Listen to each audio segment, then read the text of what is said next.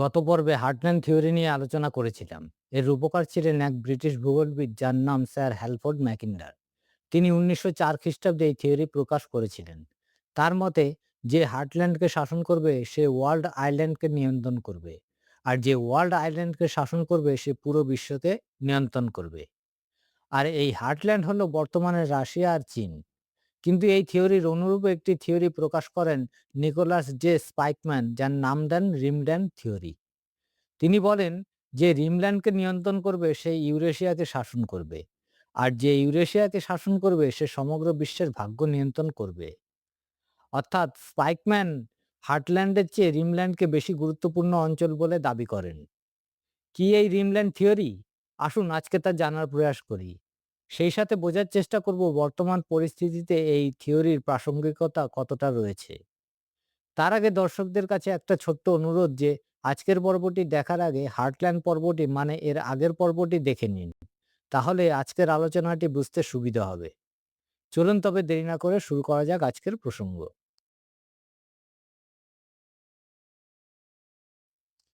ভূ রাজনীতি এবং বিশ্ব রাজনীতির ক্ষমতার ভারসাম্য বোঝার জন্য রিমল্যান্ড তত্ত্ব একটি অত্যন্ত গুরুত্বপূর্ণ এবং প্রভাবশালী ধারণা। 1944 সালে ডাচ আমেরিকান রাষ্ট্রবিজ্ঞানী ও অধ্যাপক নিকোলাস জন স্পাইকম্যান তার বিখ্যাত বই the geography of the peace এ এই তত্ত্বটি উপস্থাপন করেন। স্পাইকম্যান মূলত হ্যালফোর্ড ম্যাকিন্ডারের বিখ্যাত হার্টল্যান্ড তত্ত্বের পাল্টা যুক্তি হিসেবে এই রিমল্যান্ড তত্ত্বটি দেন। এবার আসুন রিমল্যান্ড থিওরি কি তা জানা যাক। স্ক্রিনে প্রদর্শিত ইমেজটি ভালো করে লক্ষ্য করুন। ম্যাকিন্ডারের মতে ডার্ক রেড কালারের এরিয়াটিকে বলা হয় হার্টল্যান্ড, ব্লু কালার এরিয়াটিকে বলা হয় ইনার ক্রিসেন্ট এবং বাদবাকি হোয়াইট কালারের এরিয়াটিকে বলা হয় আউটার ক্রিসেন্ট। স্পাইকম্যান ইনার ক্রিসেন্টের নাম পরিবর্তন করে দেন রিমল্যান্ড এবং আউটার ক্রিসেন্টের নাম দেন অফশোর আইল্যান্ড। স্পাইকম্যানের মতে ইউরেশিয়ার বিশাল অভ্যন্তরীণ ভূভাগ, যা হার্টল্যান্ডকে ঘিরে যে উপকূলীয় অঞ্চল ও প্রান্তীয় সমুদ্র তীরবর্তী দেশগুলো রয়েছে, যেমন পোল্যান্ড, জার্মানি, অস্ট্রিয়া, রোমানিয়া, তুর্কি সহ পশ্চিম ও দক্ষিণ ইউরোপের দেশগুলি, ইরান, ইরাক, কুয়েত, সৌদি আরব সহ middle east, Armenia, Georgia, Kazakhstan, Turkmenistan সহ সেন্ট্রাল এশিয়া, ভারত, পাকিস্তান, বাংলাদেশ সহ দক্ষিণ এশিয়া, থাইল্যান্ড, মালয়েশিয়া, সিঙ্গাপুর সহ দক্ষিণ পূর্ব এশিয়া এবং হংকং, দুই কোরিয়া সহ পূর্ব এশিয়া। এই বিশাল ভূখণ্ডই হলো রিমল্যান্ড। অর্থাৎ এই ব্লু কালার ম্যাপটির মধ্যে যত দেশ পড়ে সবগুলিকে একত্রে বলা হয়েছিল রিমল্যান্ড। ম্যাকিন্ডার বিশ্বাস করতেন আগামী দিনে বিশ্বকে নিয়ন্ত্রণ করবে ল্যান্ড পাওয়ার বা হার্টল্যান্ড। স্পাইকম্যান এর বিরোধিতা করেন। তিনি বলেন, ল্যান্ড পাওয়ার এবং সি পাওয়ারের মধ্যবর্তী স্থানে থাকা রিমল্যান্ডই হলো পৃথিবীর সব থেকে স্ট্র্যাটেজিক এরিয়া। তার পেছনে তিনি যে যুক্তিগুলি দেন সেগুলি হলো: ১. রিমল্যান্ডে অবস্থিত দেশগুলি স্থলপথ এবং সমুদ্রপথ উভয় পথেই বাণিজ্যের এবং সামরিক শক্তি প্রয়োগের সুবিধা রয়েছে। ২. এখানের বন্দরগুলি শীতকালেও হিমায়িত হয় না, ফলে রিমল্যান্ডের যোগাযোগ ব্যবস্থা হার্টল্যান্ডের চেয়ে উন্নত। ৩. পৃথিবীর সিংহভাগ জনসংখ্যা এই অঞ্চলে রয়েছে। ৪. উন্নত শিল্পকেন্দ্রিক অর্থনীতি এবং প্রচুর প্রাকৃতিক সম্পদ। ৫. সুবিশাল উপকূল অঞ্চল। ৬.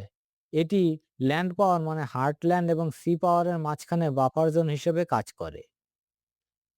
স্পাইকম্যানের মতে, যে রিমল্যান্ডকে নিয়ন্ত্রণ করবে সে ইউরেশিয়াকে শাসন করবে, আর যে ইউরেশিয়াকে শাসন করবে সে সমগ্র বিশ্বের ভাগ্য নিয়ন্ত্রণ করবে।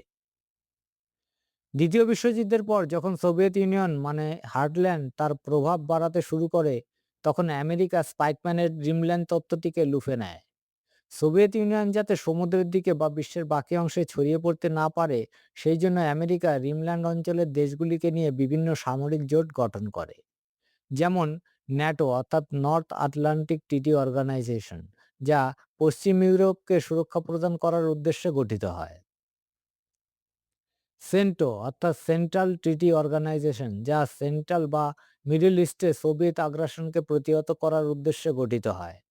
মজার ব্যাপার হলো, এই গ্রুপে সেই সময় আমেরিকার সাথে ছিল ইরাক, ইরান, পাকিস্তান আর তুর্কি।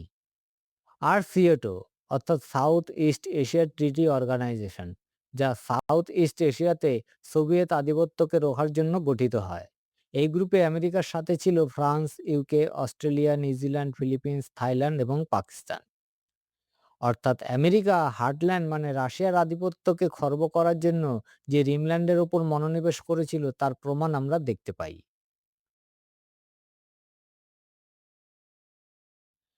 আজকের যুগেও স্পাইকম্যানের রিমল্যান্ড তত্ত্বের প্রাসঙ্গিকতা ফুরিয়ে যায়নি। বর্তমান জিওপলিটিক্সে ইন্দো প্যাসিফিক অঞ্চল এবং সাউথ চায়না সি নিয়ে আমেরিকা আর চীনের মধ্যে যে চরম উত্তেজনা চলছে তা মূলত রিমল্যান্ডের ওপর নিয়ন্ত্রণ প্রতিষ্ঠারই লড়াই।